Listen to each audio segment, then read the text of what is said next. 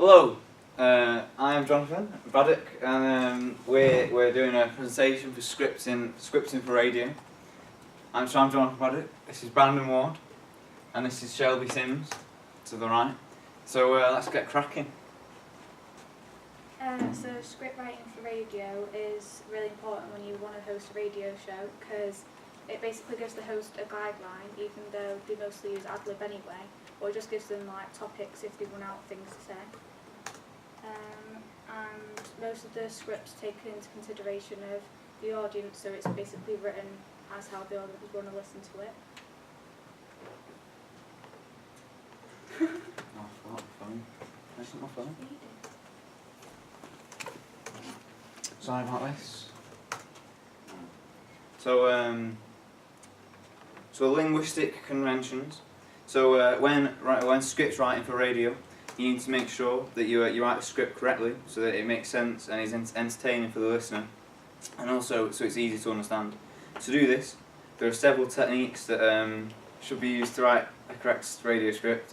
You need to use a lot of abbreviation, for example, like turning words like "you are cool" to "you're cool," and so if you don't abbreviate the words, then the script it can very long and people can get a bit boring sometimes.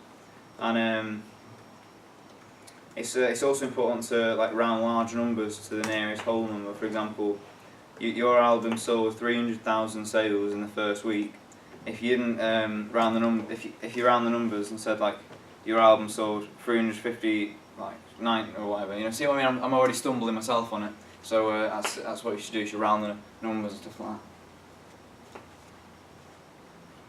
So the audience is one of the most important factors to consider when you're hosting a radio show. You need to adjust the way you talk and the way you present yourself to make listeners feel more comfortable and want to listen to you. So some of the considerations that you should have are writing for ear, which is making sure the listeners can keep up with the presenter and what they're talking about. Also expanding acronyms, which is explaining things like what they stand for. So a popular one that's used is Interpol, which stands for the International Criminal Police Organisation. So the audience and codes and conventions. So formal or informal language is so the formality of the way the host speaks all depends on the location of the broadcast and who is listening. So for example, on Radio 4, the language would be more formal as the audience is around 40 plus. However, is over 40. However, Radio 1 will use more informal language as their target audience is teenagers. Colloquial language is an informal speech pattern, mostly used in conversation. This means that the host would use it to talk how the listener would talk. And abbreviation is when we've talked about that when you shorten a word. So. Audience and codes and conventions.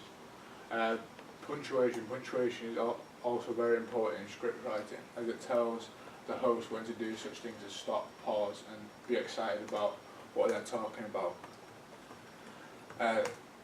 Standard in and out cues. In and out cues are basically how hosts lead on to new segments, such as songs.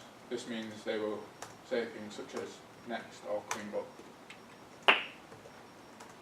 As you can see here, this is a radio script, and I've done some little notes, like little arrows leading to different parts of it. So, lead in and in and out cue is obviously at the beginning and at the end, and mic on and off is written on the script because the host needs to know obviously when to turn off the mic and put it on for certain things. And there's also some DJ notes, because obviously they need to write their own notes down if they're planning on doing something as well. So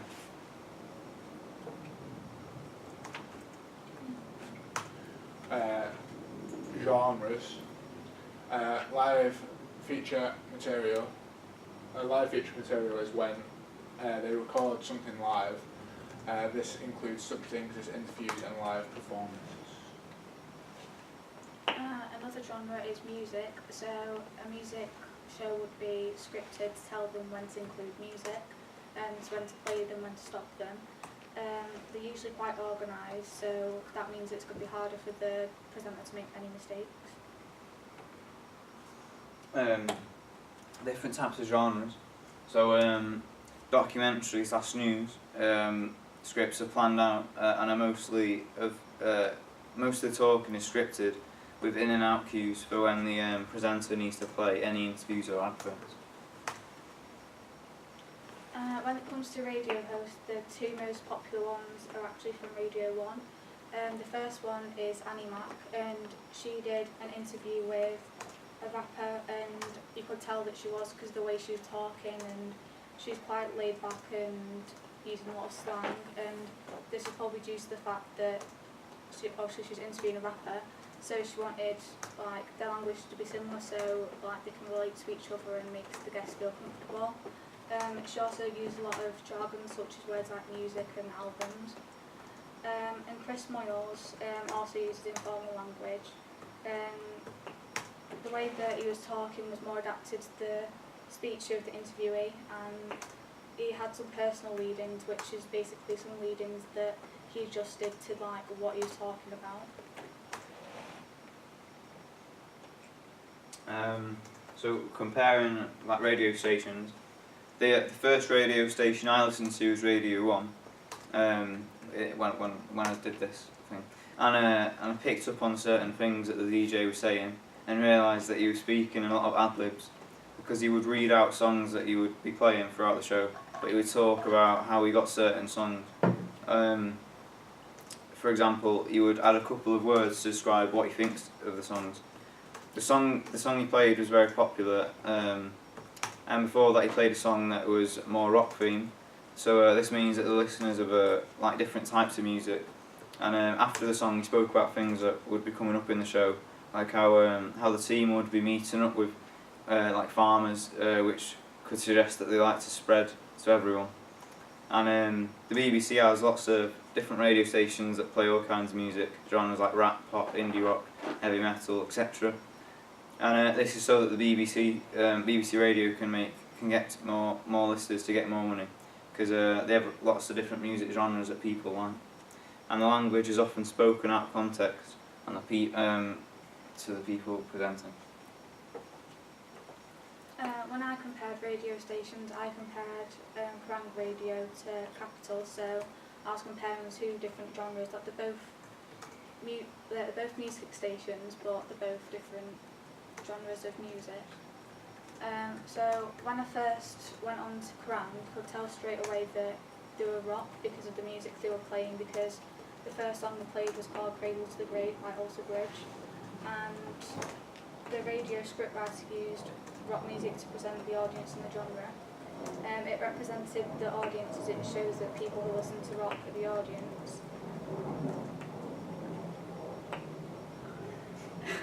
He used lots of different techniques such as lead-ins, and the lead-in also represented the genre and the style of the station, because the tagline was Kerrang Radio and then music that rocks. So that would be different to how Capital would, because they play pop music, so they wouldn't say music that rocks because it's not their genre. But however, Capital does still have their own lead-ins as well. And having lead-ins is also a good idea, because then the listener can get like an idea of what they're listening to and if they want to stay on that station or not. Another technique that was used was jargon, because that was used in Kerrang with words such as bands and albums, and that's quite common within like the rap genre to use. But then in Capital they're using more like pop culture related words such as Snapchat and Instagram. And then another technique was writing for ear, and writing for ear is important as it can determine the station's audience. For example, stations like Kerrang and Capital use a language more informal and involves a lot of slang because they're more targeted to younger audiences. I did Kerrang as well, so I didn't think I had to like put that much in it because you were just repeating exactly what you just said. So as an overall kind of analysis of script writing for radio, basically even if the genres are different for a station, they'll always have some kind of script, Like, they'll obviously differ depending on the audience, but overall they'll have some kind of guideline.